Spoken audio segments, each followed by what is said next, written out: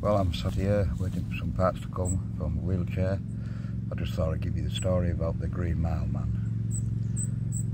That all started with when I'd just come away from James Cook Hospital, and I was taken to Whitby Hospital, close to home, well, my hometown. I was looking out of the windows of the dining room, and they brought my new chair,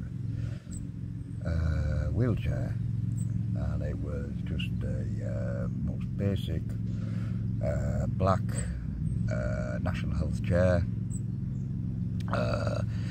They'd even got it wrong in the fact that they gave me 22-inch wheels, which are usually for children's wheelchairs. Mind you, I am only half that size, so they probably got it right. But out of this hospital window, I was sent there to Whitby to recover it and just get a little bit better. I was so weak I could barely do anything really. But looking out of this window, and my new wheelchair came, and they set it all up for me. I got into the new wheelchair, and I was looking out the dining room windows, and there was the Whitby Abbey.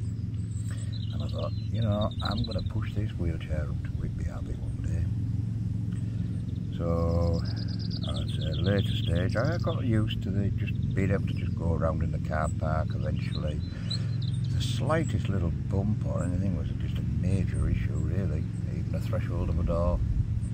But we got around that bit, and eventually I got fit enough that I couldn't stay any longer in the hospital, and I was moved. They wanted to move me, and they really didn't know what to do with a man with no legs that was so weak that looked like he'd come out of Belson. What do you do with a person like that? So the Borough Council decided it'd be a good idea for me to go into an old folks home, which was a Larpo residential home, and I've got to say them people up there are absolutely marvellous. The staff are absolutely off the scale of it. You could even have your room decorated as you wanted it, as it was considered your new home, your new house. And my big passion was cooking. When I got fit enough, I was allowed to have a little kitchen downstairs, which I was allowed to cook my own food eventually, as part of bringing me back to a world where I could look after myself in a way, which is what they were aiming for. But from there, I started taking the chair out on a regular basis, doing a little bit more every day, a little bit further. At the beginning, I did have to have a member of staff just to make sure that, because the first chair I ever got was very tippy and not really for outdoor use, which most wheelchairs aren't. So we moved on from there, and we went down to the bottom of a hill called Green Lane. Now, Green Lane, it leads up to what is called the Old Ropery. Now, the Old Ropery was genuinely, that's where they made ropes for ships. Some of them a mile long. And it goes past the ropery up to the Abbey Plains and onto the Abbey itself. And we started with that one, was the first one. I'd got myself, by that time, I'd got myself a more suitable chair. It was an off-road chair.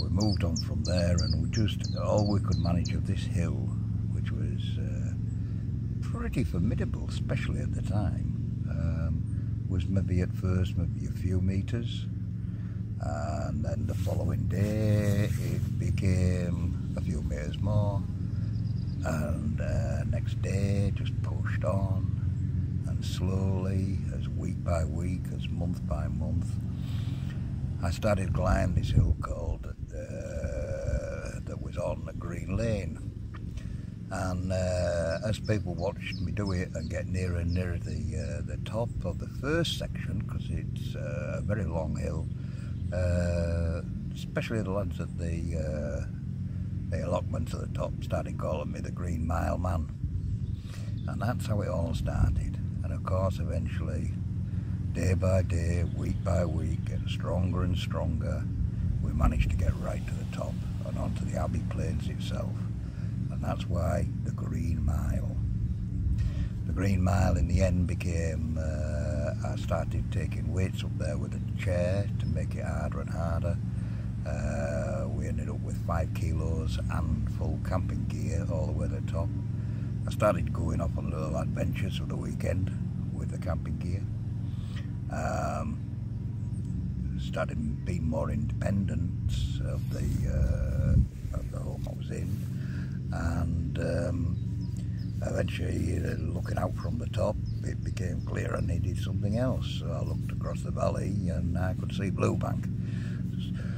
So of course the next thing was to conquer Blue Bank, which is a serious, I would in my wheel terms, I would call that a category 2 climb. It's nearly a mile of serious uphill push to get to the top. Comes into ours as the steep bit at the bottom, then it flattens out just slightly before you go on the second part of the hill up to the top. And the second part, even though it's not as steep as the first part, is the hardest part of the two, surprisingly. From there, looking again, yet another hill, Skelder, 4 miles uphill. Conquered that one. And that left me wide open because all the moors are in front of me. So we just kept on going further and further, for longer and longer. Before long, I found myself going 22 miles all the way to Gisborough, Pickering.